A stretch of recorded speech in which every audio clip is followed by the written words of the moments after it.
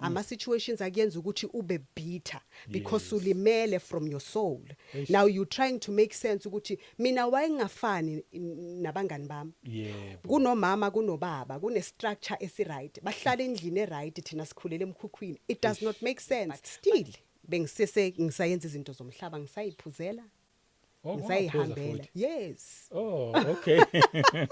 Njengoba 2016 Yes. ilapho ke umoya ingcwele wacala ukukhuluma nami ukuthi kumele ngiyeke umsebenzi. Oh. So makune case ye poverty emndenini wakho you'll never get it right financially. Yo. Bengakayiphila impilo yokufasta seeking the Lord seeking his will. Angiseselo yamuntu lokhuleka ngoba ngifuna iprosperity. Angiseselo yamuntu ngoba ngiyakuye just like a genie. Uyazi igenie lapho. So when we fast for wrong reasons. Sifuna izinto ezingekho aligned with the will of God. Everyone whether you are saved or not. Yes. Impilo injalo is seasonal. Akusho ukuthi ngaso sonke isikhathi izinto zizoba smooth. Greetings. Do you want to become an epoxy expert where you know everything about epoxy, how to apply epoxy on the floor, or you want to style the floor at your home? Everything that you want concerning epoxy, just feel free to contact Mr. Epoxy, because in Mr. Epoxy we do training and we do sell the material.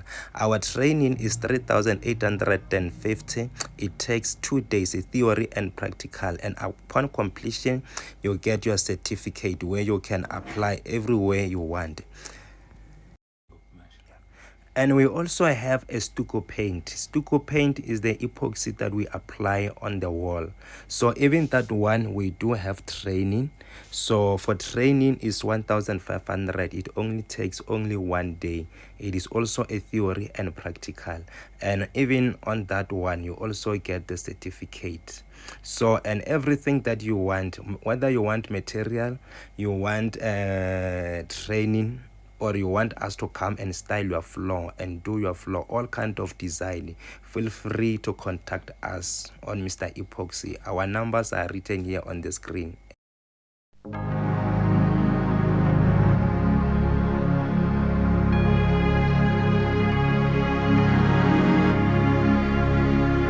Welcome once again kwiKota 2 Media. Igama lami ngumduduzi ngwakashabangu.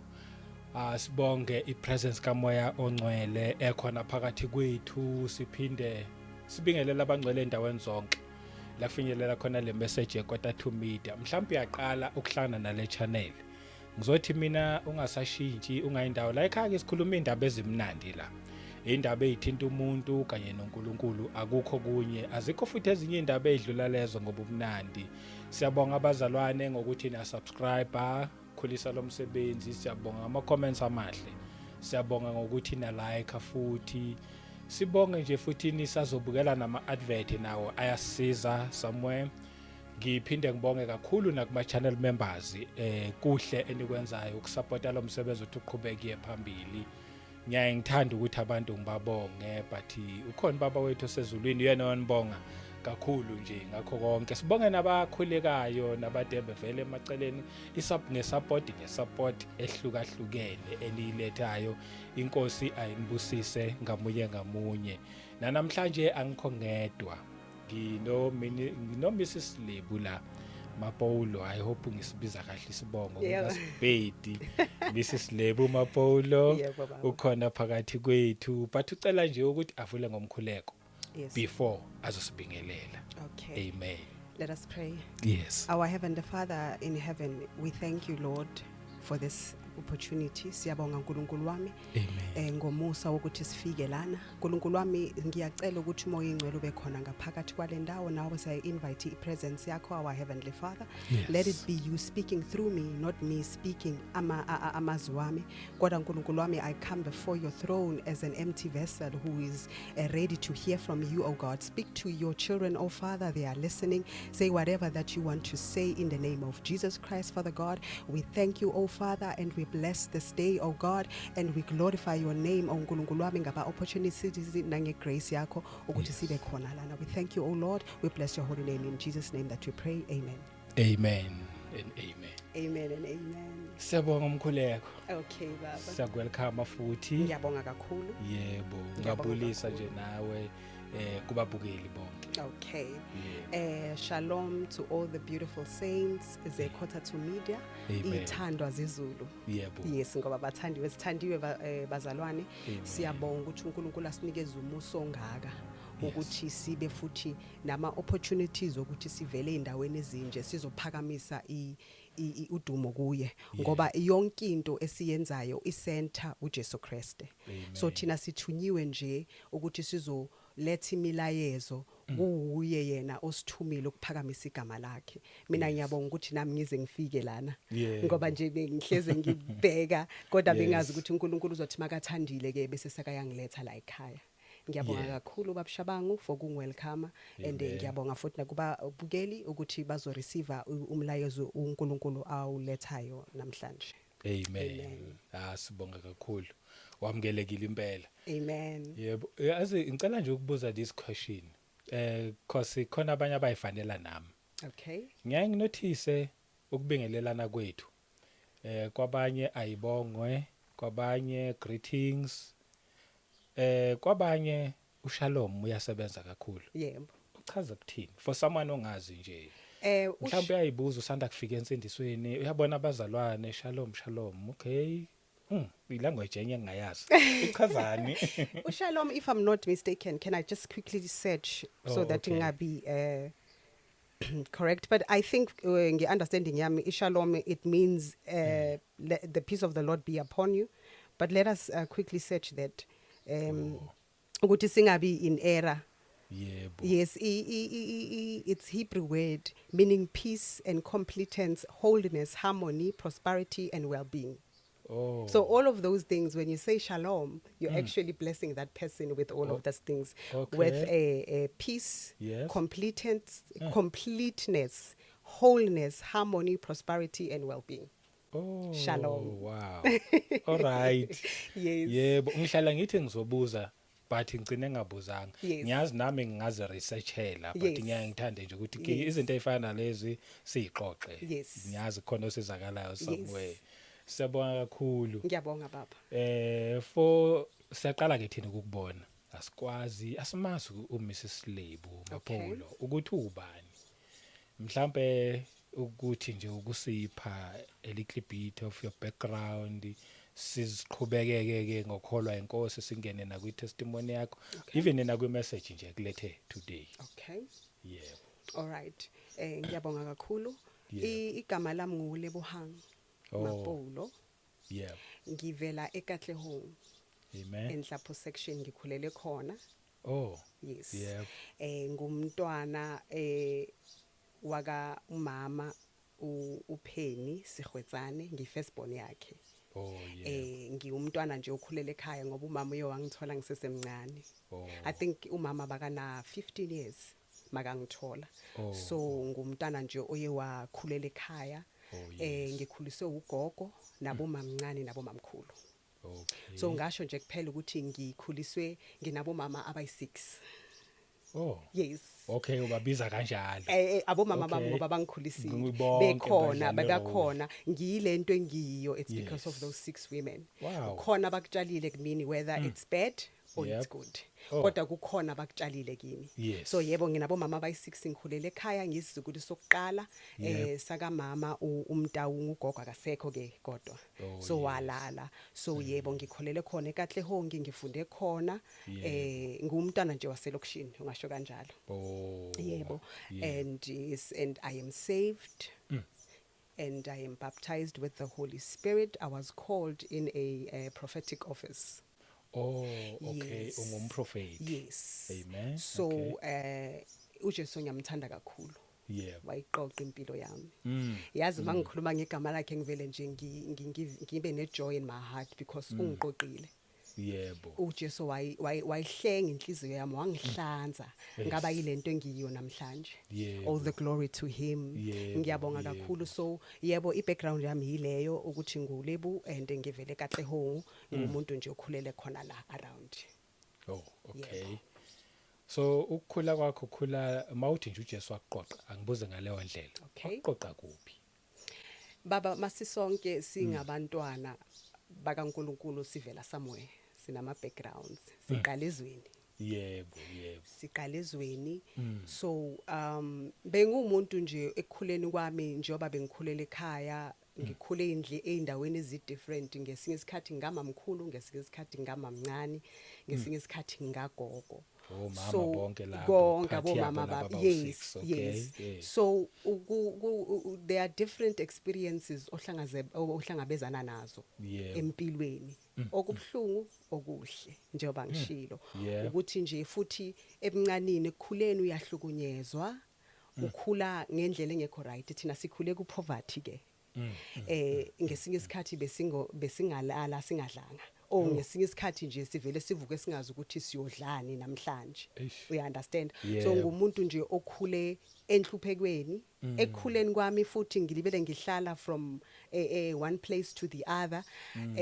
Ngithola ukuhlukumezeka, ngithola konke lokho engikutholayo, kodwa ngiyambonga uNkulunkulu ngoba uNkulunkulu uyakusetha up. Mawuthi ukuhlukumezeka like Ukuhlukumezeka ukuthi masingabantu uyazi ukuthi before abantu beza kuJesu banama character athize. yeah. So uyazi ukuthi mhlambe ukungakhuli kahle, ukungaphatheki kahle here and there.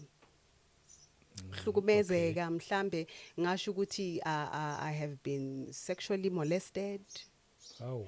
being physically abused, emotionally abused, izinto nyane ezinjalo. Bengumntwana nje okhula ngendlela engekho right. Ngumntana futhi uyazi ukuthi if uwumntwana okhula ngaphansi kwalawo ma circumstances, i-rejection ithatha indawo, i-anger ithatha indawo, nawo ugcine so wenza izinto ongayimiselanga ukuthi uziyenze because of some things that are happening.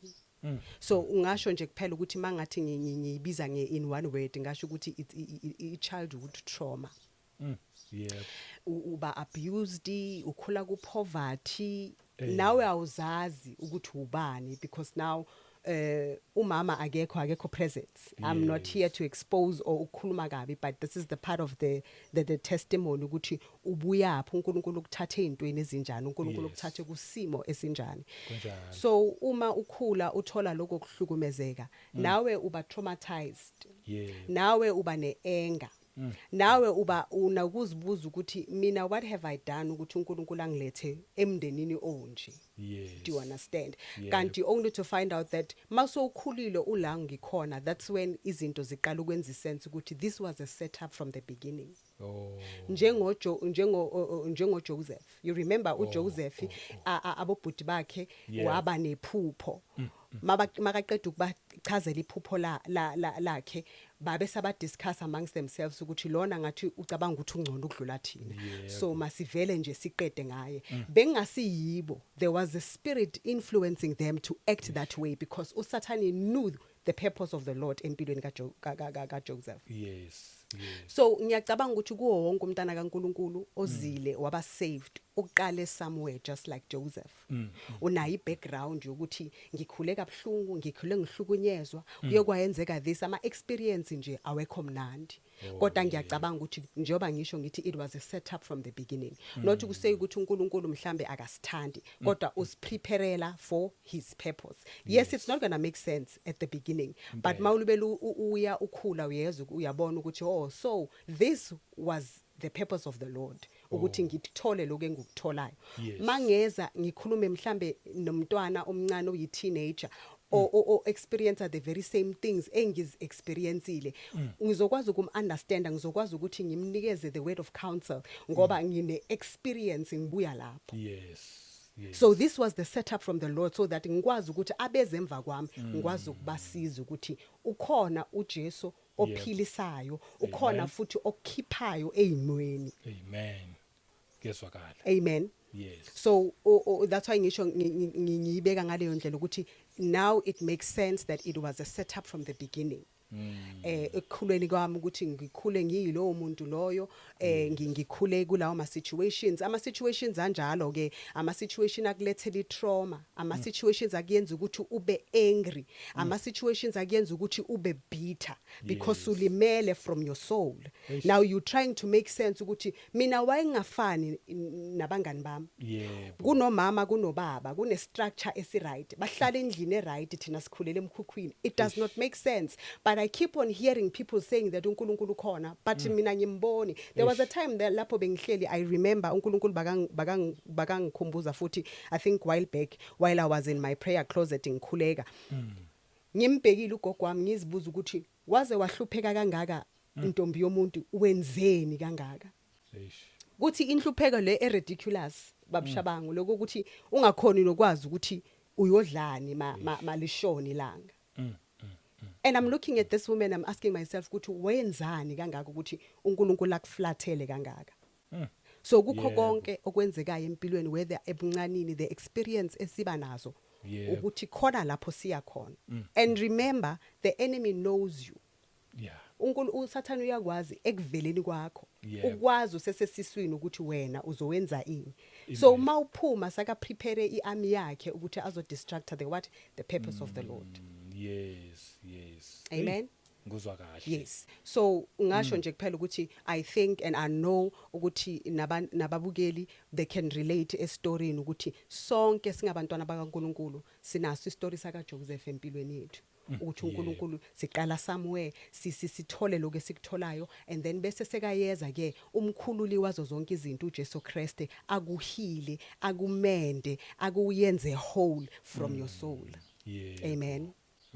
Hayi saxolisa nje ukudlula kuleso simo but Amen. njengoba usho wonke umuntu udlula ngeke sifane exactly. Amen. But nje Amen. khona lawo ma difficulties Yes. esihamba sibhekane nawo. Yes, amen. Sibonga ukusikhuthaza ngalawo mazwi Amen. nokuthi ube free futhi ukuthi ukhulume. Amen.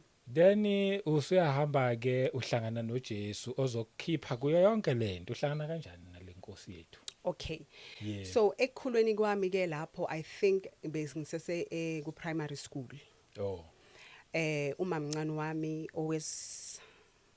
I think was 4. Yes, was 4. Umamncane wami agule. Abe mentally ill. Eguleni kamamncane ugogo bekese ezintweni zemhlaba asahamba izinto zomhlaba inyanga nakho konke adinga usizo. So makahambisa umamncane wami kanjalo afuna usizo ngale situation akuyo. Then one time kube khona usisi lapha yana same street usisi nje futhi bakayiphuzela futhi sisi wakhona so walala. God bless her soul ngoba uNkulunkulu usebenzisa noma ngabe ubani makakufuna. Amen. That's why masingabantwana bakaNkulunkulu we should not take for granted ukuthi noma ungahlangana nomuntu eTexini kodwa ngekho saved avela akutshela into eqondane nawe. You know that God can do that. Hallelujah. So usisi atshela ugogo ukuthi why ungamyisi le phezulu kukhona isonto obathi kaMambuyisa. Ubaba bakasaphila ngaleso sikhathi ubabumbuyisa. Uma ugogo ke ngiyacabanga ukuthi nayo bokuyi uNkulunkulu uye wamprepare ukuthi no angayithathi for granted aye lapha ngoba sakahambile adinga usizo ebantwini besintu kodwa zange wayithatha for granted lento ekhulunywa yilo sizo oyiphuzelayo wathi makaye lapha esontweni afike acela usizo bangamsiza mhlambe bangamsiza. Ugogo wami ke azange azayithathe for granted lento leyo wathatha umntana wakhe wamisa lapho. Hayi ngempela kwakhuleka abazalwane bakhuleka umamncane wami waphola.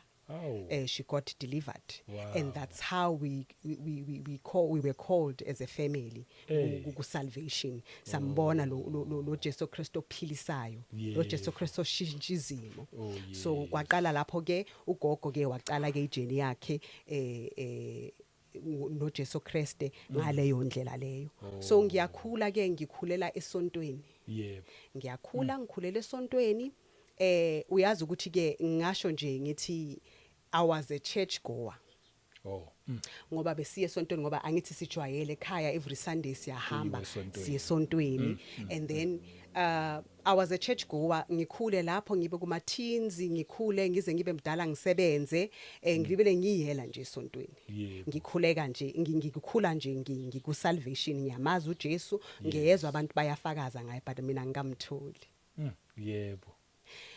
Ngimthole ke ekukhuleni kwami I got invited to omunye umamkhulu wami siye kwelinye isonto bakasonta kulo eAlbertine, and then upastor ngithi uyazi ukuthi emanye amasonto upastor nokukubiza uze officeini mawuyivisitor akuwelcome akubuza ukuthi ubani and all of that. And then upastor wathi, have you received Jesus Christ as your Lord and Savior? And I said yes.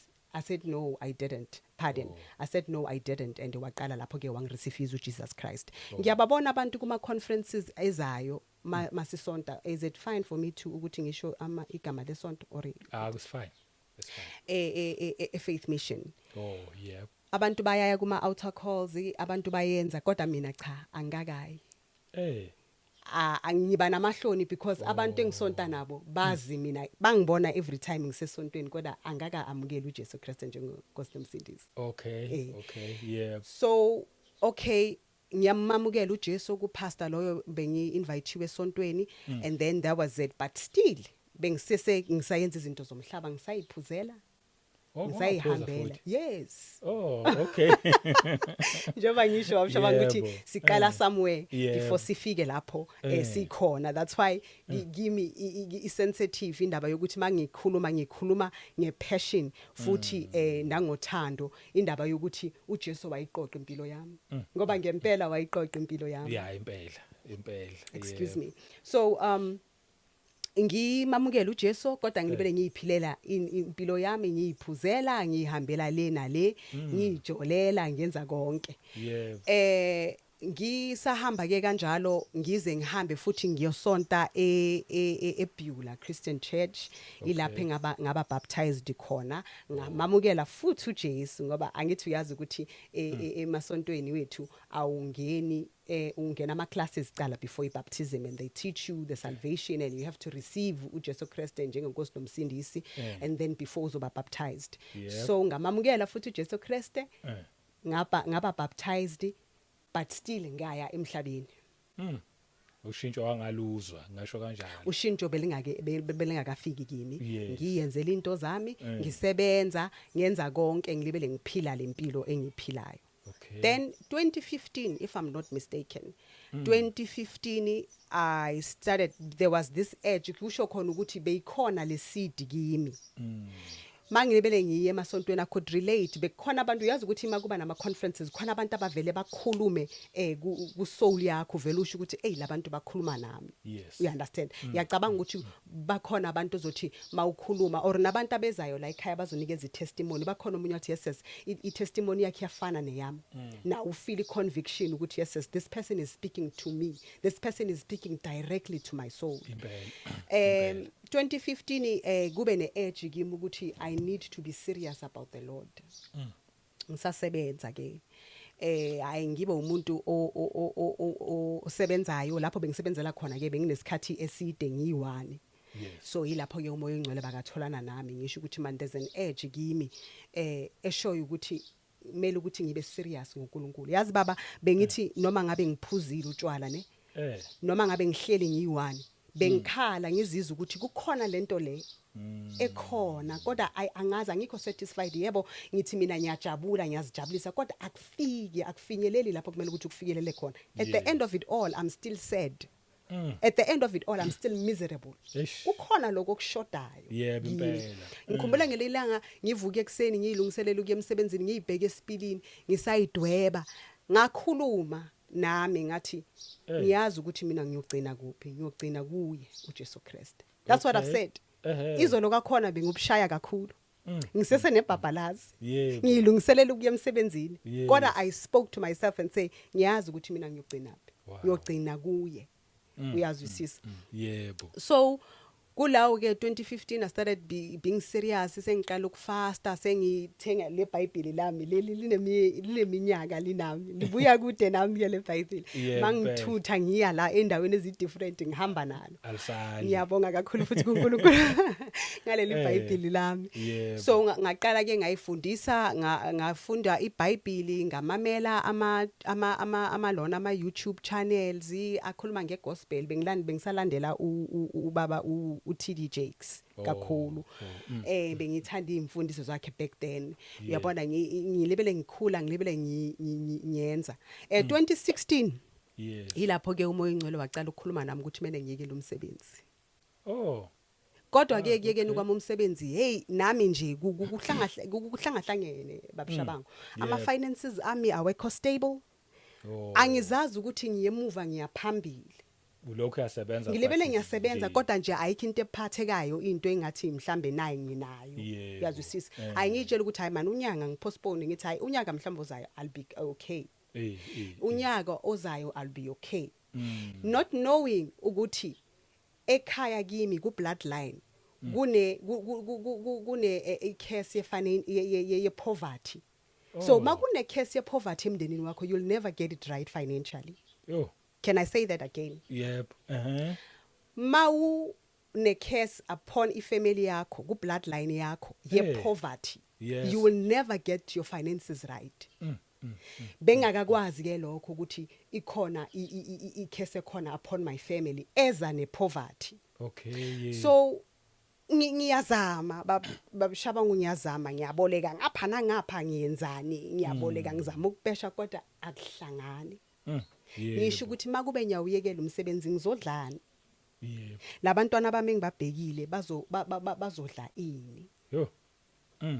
nami ekhaya ngisahlala nogogo kukhona okuncane lokho okusalayo ngikwazi ukuthi at least special peshe endlini siphile Yebo. nami ngifane nabanye abantu angithi thina I-community yethu futhi ukuthi mele ukuthi usebenze at least uwenze something empilweni yakho ukubonakala ukuthi uyaphila Kunjalo. noma ngabe miserable kangakanani isisho sasemhlabeni sithi you put on the makeup and you walk tall Yes. as if nothing is okay but you know that akukho okuhlanganayo Hey. so you actually uphila amanga I can say that Yebo. so ngiphile lawo manga lawo ngiqhubeke 2016 2017 2018 now ivoice ibe bold ukuthi no you have to come and work for me kusho uNkulunkulu doesn't make sense ngibheke nabantu emsebenzini ngikhulume nomunye umuntu athi no it can never be God Yeah cause sinalento It can never be God. yokuthi uNkulunkulu ufuna sisebenze. yes uNkulunkulu makathi uthi uzodlani Yes. I think this is an attack that you need to go in prayer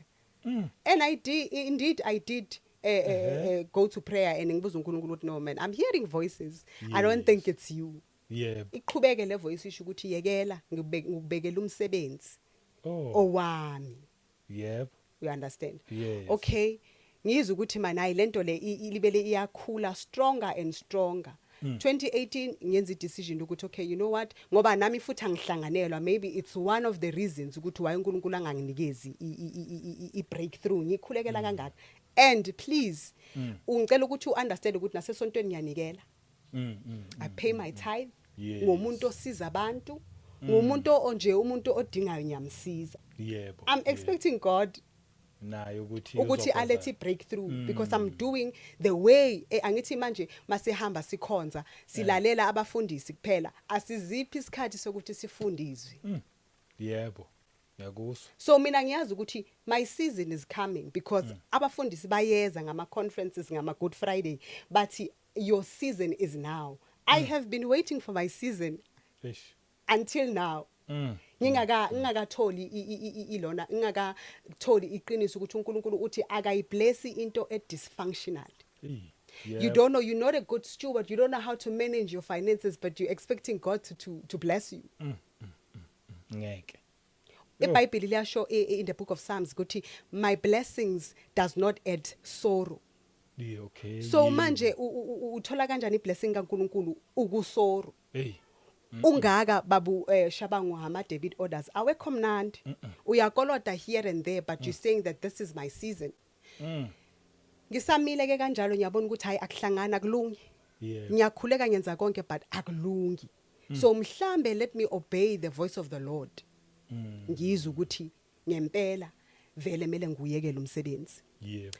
2018 nguyeke umsebenzi obhadala kahle onakho konke ama medical aid ngakho konke icompany enkulu nje engeke ngize ngiyibize ngegama kodwa nje ngiyambonga uNkulunkulu medical aid bo yes ngiyambonga uNkulunkulu ukuthi anginikeze that opportunity njengoba ngisho ngibuyela entweni emazweni wami ukuthi uNkulunkulu uyakusetha up ukupreparela for ipurpose yakhe ngiyabonga ngoba ngifunde ekuningi lapho kuleyo company afunda kuningi noma yebo sizohlala si-complain ukuthi the money is not enough ama politics wakuma companies but ngiyabonga ukuthi nami ngeke ngayisebenzela leyo company nami nje ngaba naleyo opportunity ukuthi ngibe ku corporate and know ukuthi kuyenzakalani awushiya ke umsebenzi wami ocomfortable obhadala kahle ngayifaka iresignation ngicela ukuthi ulalele lokho ukuthi makuba usathana uyakulwisa lokho uyakulwisa imanager yami bengifavor kakhulu yathi kimi angeke ngize ngiaccept iresignation yakho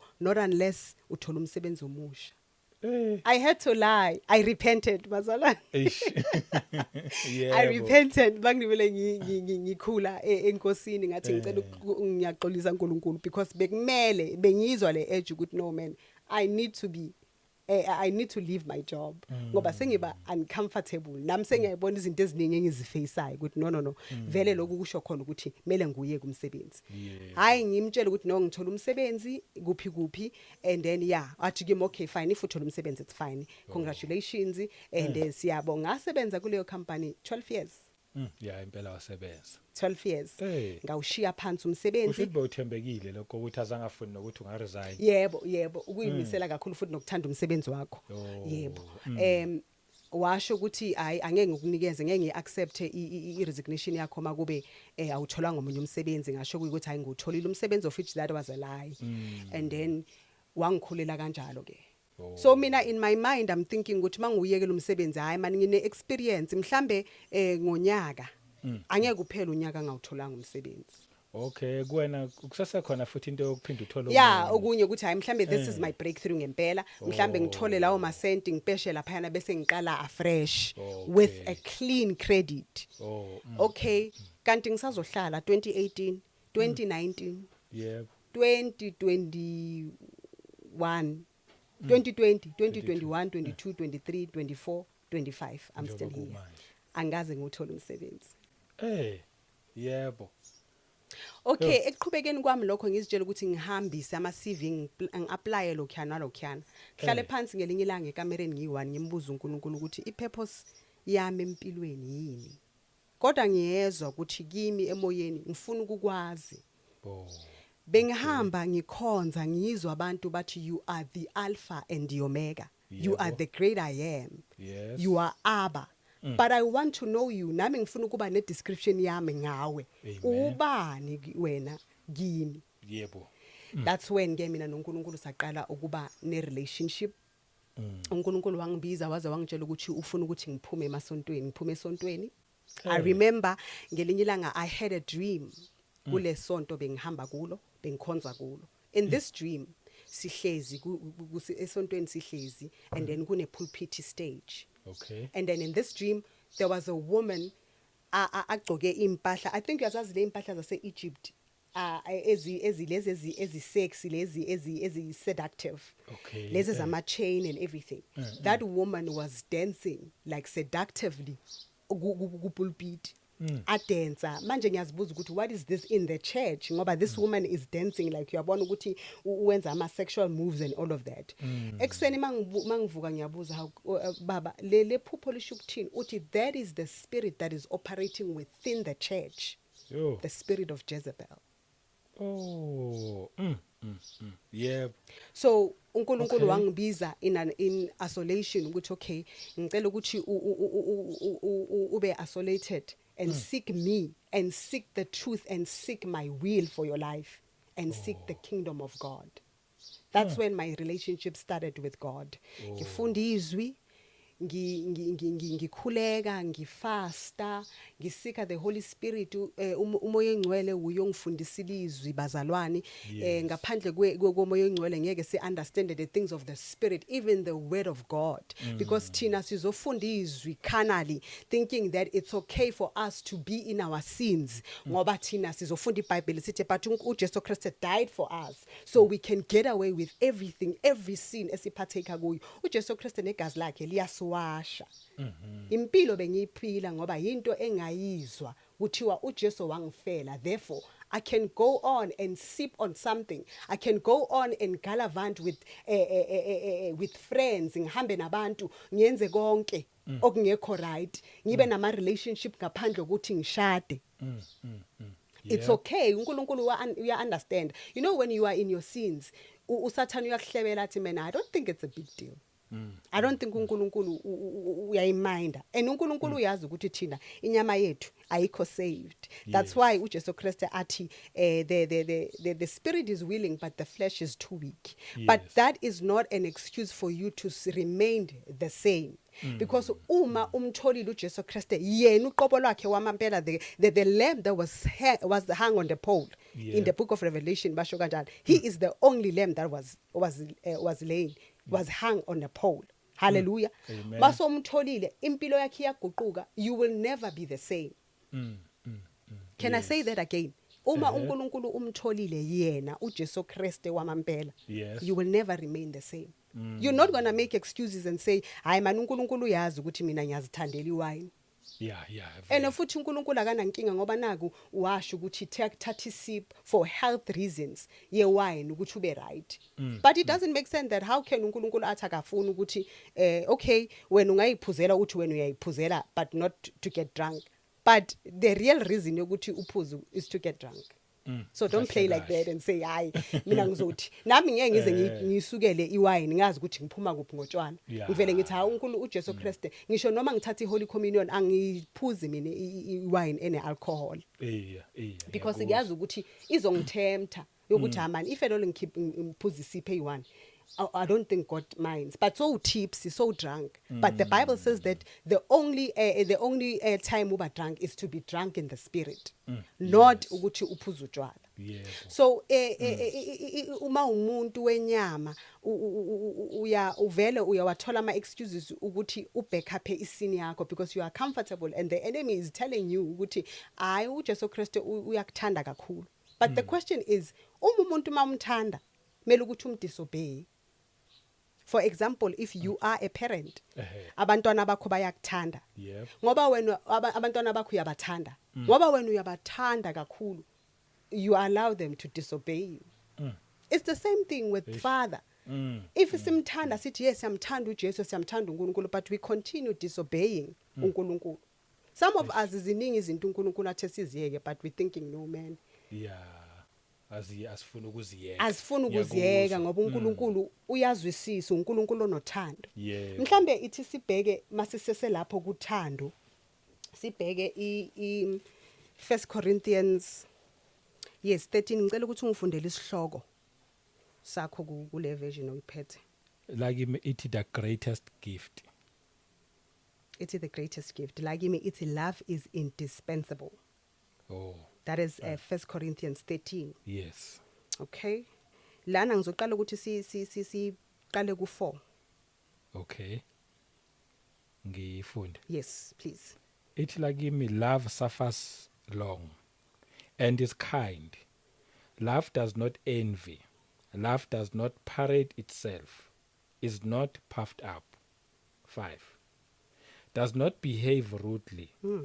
Does not seek its own. Is not provoked.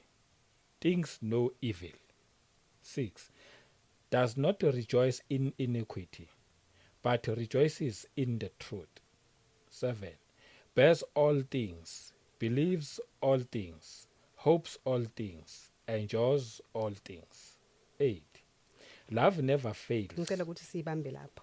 Yeah. That love never fails. So if you say that you are saved and you truly love the Lord, Yep. mawuyenza introspection, lo thando uthi uNkulunkulu umthanda ngalo ngoba yilo thando yena sithanda ngalo, uyal return back to the Father. Yebo. Lele lishoyo lithi it's not self-seeking, like kimi it is self-seeking. It's not easily angered. Siyasafara thina kakhulu nge unforgiveness. Hey, yep. So mawuthi wena uyamthanda uNkulunkulu, iBhayibheli liyasho lapha lana ukuthi ngeke ungithande mina ungangazi kodwa Yes. ufile ukuthanda your brother. So mawuthi wena it is okay for you to remain the same in your sin because Christ died for you and then you claim to love him. Kodwa lana ku 1 Corinthians 13 liyasho ukuthi it's not self-seeking. Yes. Hallelujah. Amen. So lolo thando lolo siyamnikeza yena uNkulunkulu back masithi uNkulunkulu uyasithanda. Yebo. masithi thina Yebo. uNkulunkulu siyamthanda siyamnikeza the very same love Yebo. le uNkulunkulu asinikeza lona. Amen. Sibonise ngikuzwa Thank you. kahle impela. So you will never remain the same aso unaye uJesu Kristu. Yebo. Naku ke sengiyakhula sengiyekile umsebenzi sengidlela phansi sengiyaqala manje ngiyakhula enkosini sengiyaqala manje umoya ingcwele uyangifundisa izwi lakhe usengiyaqala manje sengiyafasta sebengakayiphila impilo yokufasta seeking the Lord seeking his will angiseselo yamuntu lokhuleka ngoba ngifuna iprosperity angiseselo yamuntu ngoba ngiyakuye just like a genie uyazi genie lapho lento le ufike uyirabe ufunde ama wishes ukuthi I wish I could have this and that. This is what we do to the Lord now. Simfuna nje kuphela masifuna izinto ngifuna umshado ngifuna imali ngifuna this and that but we don't want to have a relationship with Father. Ngiyakuzwa. uNkulunkulu waqala ke manje wangifundisa ukuthi uyafuna ukuba ne relationship nabantwana bakhe uthi ezwini lakhe they honor me with their mouths but their hearts are far from me. Ungazizwa njani wena babu shaba ngabantwana bakho bakufuna nje mabazokucela icathulo Phela angeke ngaze ngajabula. mabaceda ukucela into bayakuflathela Bahambile. abakubulisa ekseni bukubuza ukuthi ulele kanjani how are you ngisho noma ngabe ukhulu umuntu naturally it's human mangiyacabanga uyafisa ukuthi kube khona umuntu akubuza ukuthi how are you how you been how are you coping Yebo. kodwa thina simfuna nje masithi siyenzele lokho sifasta nje kuphela makube kunento esiyifunayo. uNkulunkulu wangifundisa futhi sisase kuyo lento leyo ku fasting ngicela ukuthi siye ku Isaiah 58. Okay. Isaiah 58 ngadiscovera umhlolo ukuthi how kanti fasting lesiyenza yesifuna ama promotions sifuna imishado sifuna imali akusile uNkulunkulu ayifunayo. Isaiah 58. In fact masiqale lapha ku1 sizogcina ku from 1 until 9. Okay. Thank you. Verse 1 la kimi ihloko sakhona sithi fasting that pleases God. Okay. Verse 1. Cry aloud, spare not, lift up your voice like a trumpet. Tell my people their transgression, and the house of Jacob their sins. 2. Yet they seek me daily, and delight to know my ways, as a nation that did righteousness, and did not forsake the ordinance of their God. Amen. They ask of me the ordinances of justice. They take delight in approaching God. 3. Why have we fasted, they say, and you have not seen? Why have we afflicted our souls, and you take no notice? In fact, in the day of your fast you find pleasure, and exploit all your laborers. 4. Indeed, you fast for strife and debate, and to strike with the fist of wickedness. You will not fast as you do this day, Amen. to make your voice heard on high. 5. Is it a fast that I have chosen? A day for a man to afflict his soul? Is it to bow down his head like a bulrush, Amen. and to spread out sackcloth and ashes? Would you call this a fast and an acceptable day to the Lord? 6. Is this not the fast that I have chosen? Amen. To loose the bonds of wickedness, to undo the heavy burdens, to let the oppressed go free, and that you break every yoke. Amen. 7. Is it not to share your bread with the hungry, and that you bring to your house the poor who are cast out? When you see the naked, that you cover him, and not hide yourself from your own flesh. 8. Then your light shall break forth like the morning, your healing shall spring forth speedily, and your righteousness shall go before you. The glory of the Lord shall be your rear guard. Amen. Ngiqhubeke Ngicela ukuthi yes asigcine ku9. Okay. Then you shall call, and the Lord will answer. You shall cry, and he will say, Here I am. If you take away the yoke from your midst, the pointing of the finger, and speaking wickedness. Amen. Amen. So when we fast for wrong reasons. Yeah. Sifuna izinto ezingekho aligned with the will of God. Yes. This is what God has taught me. This is what the Holy Spirit has taught me in terms of fasting.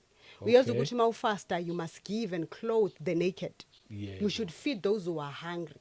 It's part of what God has called Yebo. to be. Amen. Ifast, the kind of fast that uNkulunkulu ayibizile. Yes. Siyafasta nje ngempela ngesinye isikhathi sohlumukile so uyakhuluma izinto ezirong sekufika umuntu ozogosipa so uyayentertaina leyo gossip you no longer ekufasteni kaNkulunkulu ngoba naku kuyakuchazela lana kuIsaiah 58 the true fasting that uNkulunkulu ayibizile ayifunayo ebantwaneni bakhe. Yebo. Ilokho ke umoya engcwele ngifundisa kona as I grow in the Lord in isolation, not going to church, but futhi manje uNkulunkulu ngeke akuyekelele nje kuphela ube yi1. Uzokulead umoya engcwele to abantwana bakho of ama channels ekumele ukuthi uwamamele. Oh, yes. Abantu ekumele ukuthi ufellowship nabo. Yeah. So mina ngathola ke umoya engcwele led by the Holy Spirit ngathola iministry ye Destined Women Ministry under ilona ka Prophetess Grace from the USA. Oh, Ilapho ke ngamdiscovera and then that's when the holiness and the modesty started to take place. Oh, Ngayizwa le message kodwa into engiyithandayo ukuthi uNkulunkulu uyabaza abantwana bakhe. Everything makaqala ikhulume nami then uProphetess Grace confirms it. That's how it should be. Masinomoya engcwele. Yebo. If we are in one accord. Amen. Into engikhulumayo mele ukuthi kube iconfirmation kuwena umoya engcwele ayikhulumile kuqala. Amen. That's why without the Holy Spirit ngeke sikwazi ukuthi si understand izinto of the Spirit. Kunjalo. We need the Holy Spirit to understand what the things of the Spirit. Yes. Nokuthi futhi ukuthi isitha sisebenza kanjani. Ama strategies okaSathane uyakwazi ukuthi umoya engcwele akutshela ukuthi this is the work of the Lord. For example, weeks back the Lord told me about this nation ukuthi the strong man in this nation it's the spirit of idolatry and the spirit of witchcraft. People are being hypnotized believing ukuthi izinto ezigood zi-evil ezi-evil zi-good. Sesifikile kuleyo season iBhayibheli nje kubisho ukuthi in the last days good will be evil and evil will be good. Yebo. So umoya engcwele uyakwazi ukukurevealela izinto the spiritual intelligence the spiritual insight if I can put it like that if it makes sense.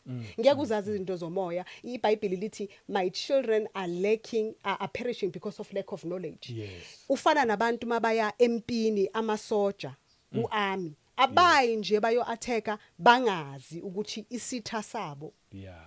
sisebenza kanjani. Yep. Bayazi prepare ba understand yonke into ekumele ukuthi bayi understand. Yes. So thina singabantwana bakaNkulunkulu siya kanjani empini singanayo the spiritual insights. Abanye bathi no it's a bit far fetched, no those things are very deep akusinto. You know babushabang nama was like that.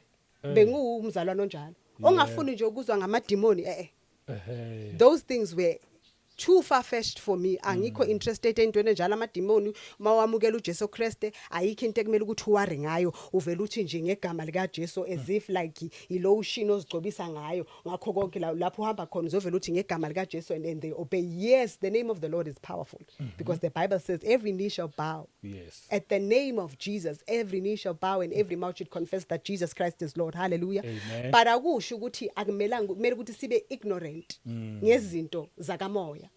So that's why I'm saying ukuthi ngaphandle kamoya engcwele angeke size si understand iplan kaSathane. Whether yimpilo zethu ngicela ukubuyela emuva kancane bengazi mina ukuthi ikhona into ekuthiwa ipoverty iza nama financial distractions. Angeke uzuyithola indaba yakho financially if ungazange waba delivered from that spirit of poverty. Into ezile and bazalwa nenye into ekumele ukuthi si understand ama ancestors ethu aye waphila before thina asazi ukuthi baye bathatha mapha ama covenant. And listen to this, uSathane is very tricky kakhulu. Angeke akutshela ukuthi this is my plan. Mawuza wena kuma altars akhe uzocela izinto sakaclaim from manje to the 5th generation. Yebo. So those things you need to renounce them and say whatever covenant ama ancestors amayeba kuwo mina I renounce that in the name of Jesus. Yebo. The only covenant that is alive in my life and in control is the covenant of my Lord and Savior Jesus Christ of Nazareth. Yebo. Hallelujah. Ezinye Amen. izinto ukhumbula ukuthi in the book of Proverbs it says that the power of life and death is in what? In your tongue. So Amen. how do you get set free or all the yokes all the cords of the yokes to be broken in your life if you don't say them with your mouth? Yebo. Do you Ngiyakuzwa. understand that you have to renounce those covenants akuma bloodline? Some of us emindenini yethu abokhokho bethu babadlala ngewitchcraft. Leyo covenant nathi iyasama ngoba sinani sine bloodline. So ama demoni operator or ama altars or ama covenants or ama thrones akhona ane legal right because of our ancestors. Yes. Oh. Amen. Amen. So uma singakwazi ukuthi sizi renounce sizi denounce lezo zinto lezo ukuthi siphume kuzo ngoba ngeke angithi manje mawushadile kumele ukuthi uthatha ama steps ukuthi wenzeni uyo divorce. How do you do that? Uyahamba ulandele ama procedures Court. a court uwenze konke usign and everything uyenza official ukuthi I'm actually getting out of this marriage. Yeah. So ezinye ngoba abanye that's why uthola abanye abazalwane futhi angithi ngathi abanye abazalwane mina for example I had a spiritual husband. I did not know about that. That's why ubona abantu manje emhlabeni kuthiwa yini le language abayisebenzisayo what dreams. It's normal. Word dreams, it's okay. normal, you know, it's normal into kumele ayikanti no yile sikhathi usathana deposit izinto zakhe zokuthi ube sexual immoral because yonke into iqala emaphushweni. Amen. Yes. So into ezinjalo umoya ingcwele kuyangikhulise angithathe deeper because you can never be in salvation and hoping ukuthi you're not going to get deep. Yebo. Ukuba nje nobudlelwana noNkulunkulu it's deep on its own. Yes. And emele ukuthi ukhumbule ukuthi unesithe sikubhekile esiusathana esingahleki futhi nawe. Hey. So wena njalo wena mawuthi no ngiya relaxa nyanaba namhlanje akanabi yena. Ukhumbula ukuthi akanawo umzimba wethu. Wena mawuzofold ama arms akho namhlanje ngiziphuzela nje amanzi ngisafuna ukuthi ngithathe nje i-break from izinto zaka spirit yena kayenze 24 hours. 24 hours every minute every second. Usathana uyakustudisha. Mangakuthola ungena kubantwana bakho, mangatholi wena ungena emshadweni wakho, ungena kukho konke nethi nje kuphela ukuthi usuke kulento oyithathile yaka Jesu Christ. So there's no way that isingaba ama saints and not be spiritually deep. Ngikuzwa kahle. It does not make sense. Yes. Ngoba usathani yena spiritually deep. Yebo. Yebo. That's why ngokutshela ukuthi khona manje ngendaba yama covenants ukuthi akasho wena kutshela ukuthi hayi phela manje mawuza kimi uthi uzoqeda izinto ku altar yami akusho ukuthi angeke ngize ngiclaim abantwana bakho ngizoclaim abantwana bakho akasho kanjalo awumakube uya uphatheka kulezo zinto lezi ezinye ziza ngani nge-spiritual husband nge-spiritual wife izinto ezinikezwe abokhokho bethu illegal right. Yes, you are saved, you are praying, you are fasting, but you did not denounce because these things they have a what? A legal right. Ezinye izinto amanye amademoni understand ama principalities. Let me just say that ukuthi ama principles ukuthi okay, in order for me to live I need to be called by my name and say spirit of poverty. Oh yeah. I command you to leave me in the name of Jesus. I'm just making an example. Yes. Amanye amademoni ayahlala kuwa vela icocela ukhulumi nabo. They will never respond because you're not talking to them. Do you understand? Yes. So ngeke size sithi thina no hayi konke soku right automatically nje hayi Jesus will take care of it. Tina we don't have to worry about everything. Yet you being attacked, yet you still having dreams, yet you still suffering from spiritual husbands. Oh, ukusho ukuthi yikho lokho okuzokwenza ukuthi umzalwana angakhuli. Yes. Ngoba ukukhula ukufuna inkosi. Yes. Njengobusho and the more ufuna ukuyazi deeper. The more deeper things you will get, Yes. you will find. Yes. Ukuthi okay kufanele ngibreak lokho, ngibreak Yes. nalokho Yes. ukuze ngizokwazi ukuhamba deeper Amen. nenkosi. Okay. Amen. Ezinye izinto nje eziyi bloodline. Ekumele ukuthi nje uzirenounce uzidenounce. Yebo. Hallelujah. Angeke zize zisuke automatically. That's why uNkulunkulu asinikeze understanding. If at all awunayo if there was never gonna be understanding like in the book of Isaiah the seventh spirit of the Lord, the spirit of might, the spirit of counsel, the spirit of the Lord, the spirit of wisdom, the spirit of knowledge, the spirit of understanding, the spirit of the fear of God. Angeke uze ube nazo lezo zinto lezo to understand what ngabe uNkulunkulu ufuna ukukunikeza the spirit of understanding to understand what, because yonke into seyenziwe in the cross in Calvary. Yebo. So we should not be lazy saints and thinking that automatically masisesimamukela uJesu then you should not worry about anything. Hey, That's why uNkulunkulu ashilo kimi ukuthi angi bless into e dysfunctional. Right now if uNkulunkulu bengithandazela I was praying for a breakthrough financially. If uNkulunkulu bakanginikile leyo finances mhlambe ngaba nama 5 million kuba ngikho lapho ngikhona, because I was never ready. Oh, Bengakakwazi ukumanage ama finances. Bengakazi ukuthi uNkulunkulu makakunikeza imali akakunikezi wena kuphela but for his will, for his kingdom. Amen. Ngiyakuzwa. I was going to be selfish ngizihambe ngiyozithengela ama weaver expensive nama heels nayo yonke into and thinking that I'm living it, but it has nothing to do with God. So uNkulunkulu ngeke ayiblesse into e dysfunctional up until you understand I purpose yakho and the will of God. That's when ama blessings aza kuwe. Oh yes. Mina ngasho kuNkulunkulu ngathi baba, you know what, I have a conversation noNkulunkulu. Ngimtshela ngithi daddy, mina ngimbiza daddy I mina ngifuni leyo ukuthi mina ngizothi ngithi ngiyabonga uNkulunkulu ngiblessile kodwa ngisabhadala ibhange elithile. I don't want that. Yes. Ngifuna nje ukuthi ngibe ngidrive imoto kodwa ngibe ngingayigolodi. Those are the blessings that I'm talking about for me ngisho kuye. Yes. We understand. So in order for you to get there, you need to have the understanding ukuthi uNkulunkulu akukhuluse in whatever level in order for you to understand ukuthi uNkulunkulu makakublessa financially akakublesseli wena. Ngesinye isikhathi ngakublessa ngayo leyo 200. Mawuqeda ukuyithola leyo 200 athi idlulisele kubabushabangu. Athenge whatever that he needs for the kingdom of God. So baningi abantu abaningi uNkulunkulu uyowasho kimi one day wathi baningi abantu abaningi engibanikezile ama finances ukuthi kube ama answers to other people who are praying and seeking for the financial breakthrough. But I must say figure, just because you have that spirit of mind for the love of money, uyacabanga ukuthi hayi man yo ngimnikeze 3000 ngizosala nge1. Le 3000 ngaphetha amabanga amaningi. Yep. You understand? So uNkulunkulu ufuna ukuthi sibe ama good steward, as bless sazi ukuthi sisendaweni and we are ready to receive the blessing of the Lord. uNkulunkulu akakubless for you, but he blesses you for others as well. For you to be the answer to those who are seeking for the answers or the blessings of the Lord. Hallelujah. Amen. So masi selfish sazi sisi self-centered, we can never be. Yo. Oh, we can never do what God wants us to do. Ngizwa kahle. Amen. So ekukhuleni kwami ke ngihamba noNkulunkulu ngilibele ngiyenza uNkulunkulu angitshele futhi nange dress code. Ngavele ngathi ngelinye ilanga mangivuka ngithi ngenza morning prayer, umoya ingcelo wathi get up, vule old drop ukhiphe konke. Before ufike ku dress code ngicela ukubuza ngesikhathi esathi yekela umsebenzi. Amen. Abazange babe nenkinga ekhaya.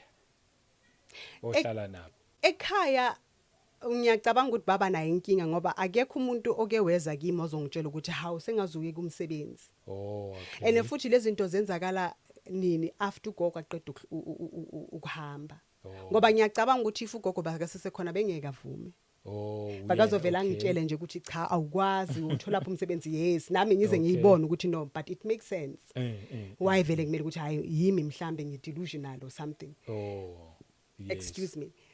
Mhlambe nje ngiyicabangela kodwa ayikho lento leyo uyabona. Okay. But ngiyacabanga ukuthi yes, ngiyacabanga ukuthi kuwo wonke umuntu wasekhaya nami if nami benganayo knowledge kaNkulunkulu whatever revelation manje eshoyo bengizosho kumuntu ukuthi it can never be. uNkulunkulu ngeke athi kumsebenzi, it does not make sense. Kodwa ngiyacabanga ukuthi kuwo wonke umuntu vele ngaba lokho ukuthi hayi no ayikho lento loNkulunkulu ngeke uthi uzodlana. Oh yes. Hayi. Uthi uzodlana. Kodwa ngiyacabanga ukuthi vele obviously as umndeni wami baye bazibuza nabo ukuthi kanjani awuye kumsebenzi. Mhlamba abaye abanye babagesa ukuthi mhlamba hey ngoba unezikwelede eziningi, mhlamba ufuna ukuvala lezo izikwelede nani. Mhlambe bakhuluma amongst themselves, but akekho umuntu okeweza kimi angibuza ukuthi hawu cha Ntombi waze wawuye kumsebenzi pho. Yebo. You know. Okay. So yebo ngiyacabanga ukuthi mhlambe yes njenga wonke umuntu it's normal ukuthi nje nawo uzibuza ukuthi hawu mara angeke umuntu lo umsebenzi omuhle kanje awuyekela athi uyekelela uNkulunkulu. Ayenzi sense lento leyo. After sewuyekile awuzange usokoleke empilweni because obviously wayithola imali le wayithola after ipackage yasemsebenzini but yahamba yaphela. Uzange yahamba yaphela. ngathi ma before ngihamba emsebenzini ngahlangana nomyeni wami Oh, besisebenza sonke lapho besebenzela khona Okay. and then sacala kodwa besingakashadi by then okay. sacala ke sahlalisana wamuva ini saphila kanjalo kodwa nje yena bukumuntu nje uNkulunkulu bakamnikile umsebenzi and he took care of us noma ngabe naye along the line umsebenzi waphela kodwa nje ngiyacabanga ukuthi omunye nomunye umntana kaNkulunkulu uya experience indaba yokuthi sometimes ungaziyela nje embedeni ungadlile kodwa lokho akusho ukuthi uNkulunkulu makakualawa lokho it's to punish you. Yeah. Umpostoli Paul uyasho lapha yana I'm not sure ukuthi yipi iscripture lapha asho khona ukuthi ngiyazi ukuba nakho konke and ngiyazi nokuswela. Yes. Ngiyacabanga ukuthi there's a season in our lives that siyaba nakho konke siphinde futhi siyenzeni Kube kufena nokuswela futhi. nokuswela futhi Yes. hayi ukuthi mhlawumbe uNkulunkulu is trying to be funny kodwa ukuthi nje singamthandi ngoba senzela izinto Yebo. simthande noma ngabe kunjani Impela noma ngabe njengo kunjani. Silas no Paul no Silas. no lapha in the Old Testament Oh, Old Testament. abangena emlilweni Oh, Daniel. Daniel Yeah. bangena emlilweni kodwa basho bathi noma ngabe angazanga lapha emlilweni wazosikhipha kodwa will never bow down to other gods. Yebo. God is seeking for people who wants abazomela noma ngabe kunjani akusho ukuthi uNkulunkulu mangayigcwalisa ifridge yakhe akathembeki. Yes. And then akhona naye uJesu Kristu uyasho ukuthi a man should not live by bread alone but by the word of God. Akusho ukuthi uzofa mawungayenza noma ngabe uyakhuleka namhlanje ukuthi baba yabona namhlanje angina ngisho neanyanisi ngicela ukuthi nje wenze ukuthi noma ngabe ubana ngilethele lishoni langa uzuye embedweni ulala ngazanga it doesn't mean that he's not faithful and Yes. it does not mean that he's not a provider. Oh, Kodwa kukhona lapha ekumele ukuthi sidlule khona. Kunjani? We must learn to enjoy yonke into uNkulunkulu ayilethayo kithi. Oh, yes. Hallelujah. Amen. So akusho ukuthi yebo ngiye ngasogola kakhulu ngingasogola kakhulu njengoba ngisho ukuthi njengoba benginayo umyeni wami empilweni yami as provided sometimes okay aphelela umsebenzi ngesinye isikhathi asinakho ngesinye isikhathi sinakho but uNkulunkulu amuhle kakhulu ngoba uyathembeka makasho ezweni lakhe ukuthi he'll never leave and he will never forsaken us. Yes. In confidence we say the Lord is our helper. uNkulunkulu uyakusiza but akusho ukuthi manje uzokuspoon feeder ngayo yonke into. You need to understand ukuthi there are seasons empilweni. Yes. Njengoba the book of Ecclesiastes isho ukuthi there's a time of mourning. There's time to be sad, there's time to be born, there's time to be yonke into empilweni generally for everyone whether you are saved or not. Yes. Impilo njalo is seasonal. Akusho ukuthi ngaso sonke isikhathi izinto zizoba smooth. But now the biggest mistake that we do, you and I, is to want to manipulate ama seasons to work in our favor. That's why ubona abanye abantu baya kuma altars kaSathane bafuna ukuthi bayenze whatever bageze bayenzeni ukuthi izinto zabo ziphumelele because now they want to manipulate ama seasons ukuthi ngaso sonke isikhathi kuhlale kumnandi. Yeah. But generally in life whether you are saved or not ama seasons empilweni imele ukuthi athathe indawo. Oh, yes. That's how you grow. That's why you have the confidence. Ngoba ngiyacabanga ukuthi ma we spoiled bread Yeah. akho lapho ngama khona ukuthi man yes I know the Lord. Yes. Mele ukuthi usho ukuthi I know the Lord. He's going to come through. Only if you were in a situation lapha kuteste khona ukuthi ngempela he came through. And then yeah. testimony yakho kuzoba yini? Yabona. Kulo muntu ozemva kwakho. ngoba Ngoba kumele wena ube yonke into testimony. yakhe ihambe smooth. Do you understand? Yebo. Yes. So kube nalawo malanga adowana layi bekunzima ngesinye isikhathi kunje ngesinye isikhathi kunje ayizange kwaze kwaba yi smooth journey kuye kwaba nje but believe me when I tell you God is good kuwo wonke ama situations engangaba kuwo they helped me to grow and to see the love of God. It does not make sense. Hey.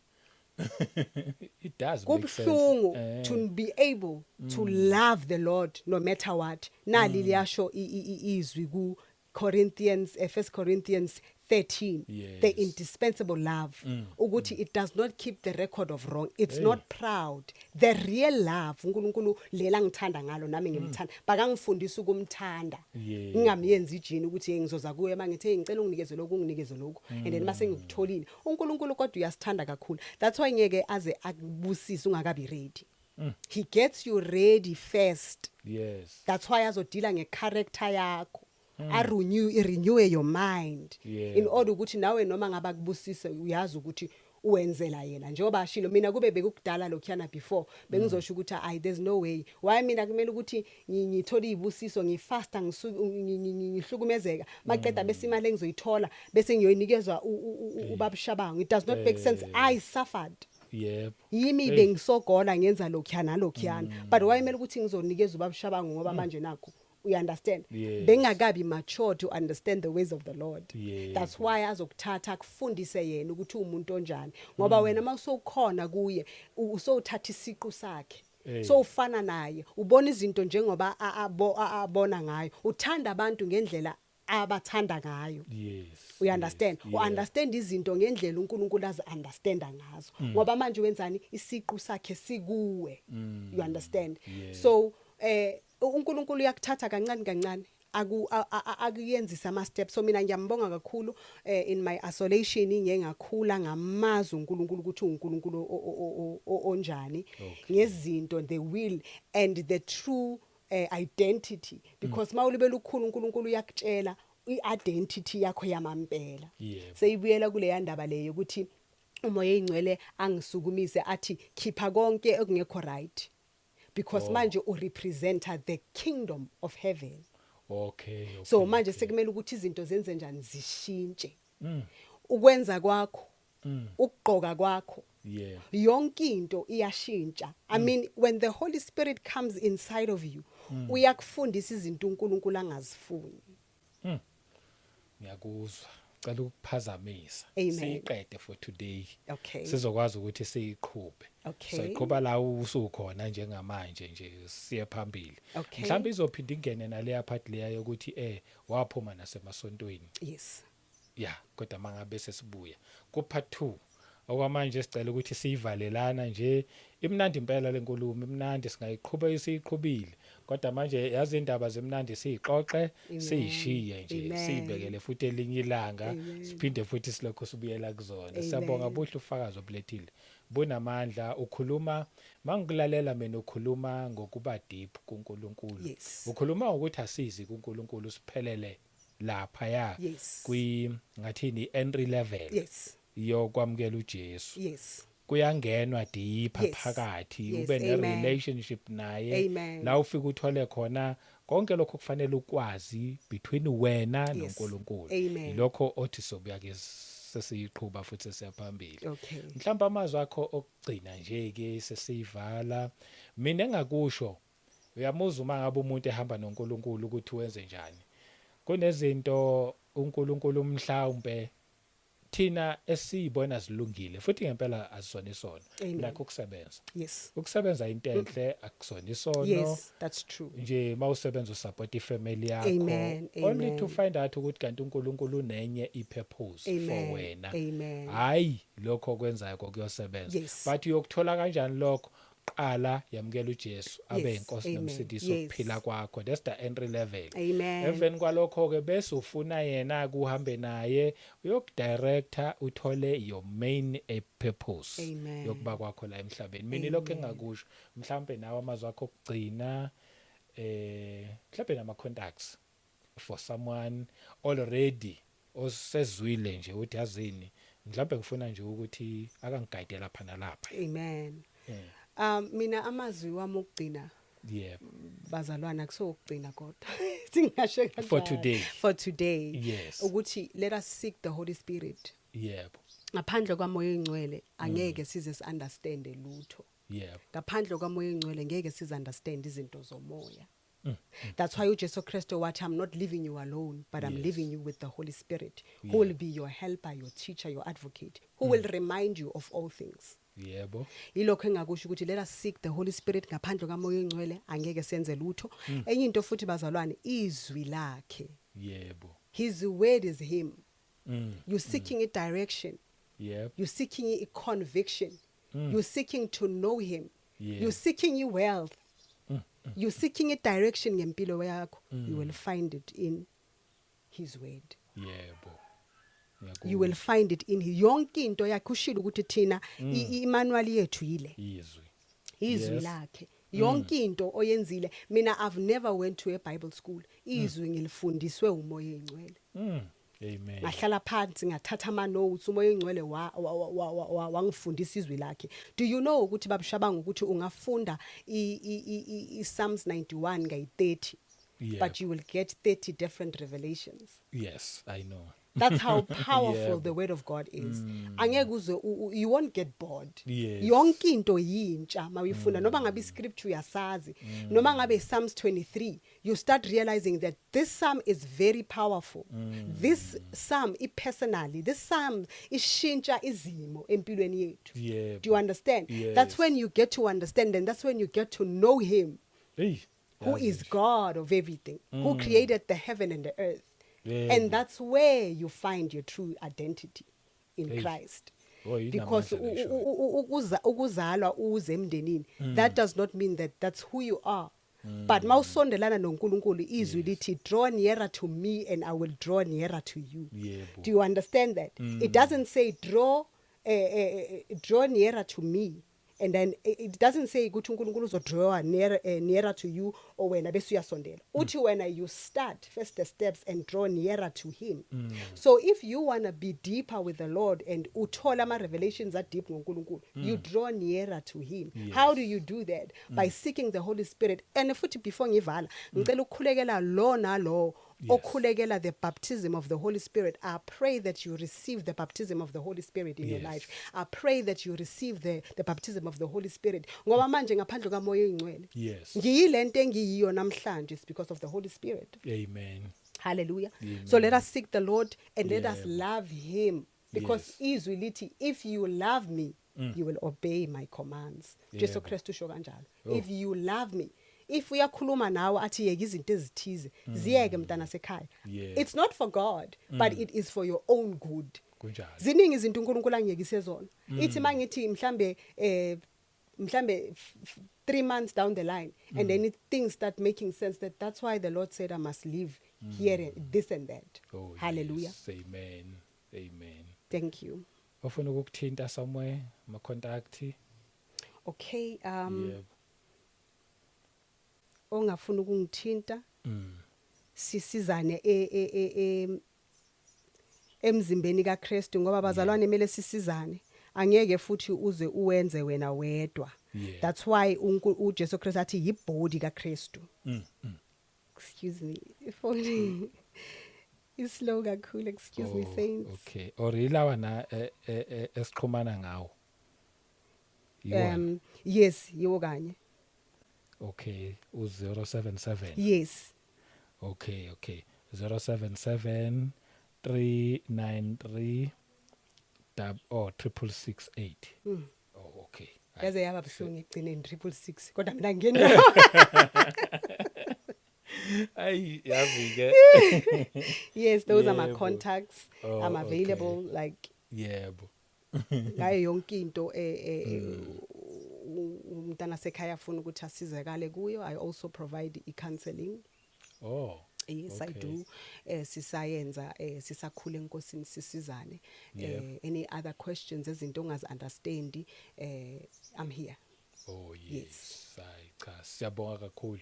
Yes. Ngikuthandile nje lokushila ukuthi yazi izwe lilodwa ngalifunda so many times, Yes, uthole futhi amen. different revelations. Yes, amen. Ngakubuka lokho ngathi mina ngisaqala nje ukufunda iBhayibheli. Amen. Ngathi hayi man, yazi iBhayibheli njalo mangilifunda ngithola something new. Njalo ngithola something. Yes, yes. Ngathi li right izwi likaNkuluNkulu. So I will be bored. It means uNkulunkulu creative. Yes. Ngasho njalo into isho creative Yes. uNkulunkulu. Ngoba kube bethola one revelation Yes. mina bekuhamba ngibhoreka. Yes, boyoboreka. Nginako ukubhoreka That's somewhere true, somehow. amen. But lenza ulithande even more. Yes, even ne more. wisdom yakhe futhi uyayibona Yep. ukuthi ikakhulu. Yebo. Angeke akhona ukuthi akuphe yona, angiphe, aphe the next person Yes. kuphelela lapho. Angapha the world entirely. Oh, Wisdom, cabanga. that's how powerful God is. Hey. Kulungile. Siyabonga Amen. kakhulu. Amen. Inkosi Siyabonga. kubusise Ngiyabonga. gcine Amen. nje siqhubeka nophathu wethu masibuya. Amen. Okwanamhlanje siyabonga kakhulu nakubazalwane siphinde sibonge futhi inkosi ingcine kuyindawo zonke. Senithanda ngendlela esimangaliso. Ngomusa wenkosi ethu Jesu Kristu asiphinde sihlangane kwivideo elandelayo. Amen. Amen.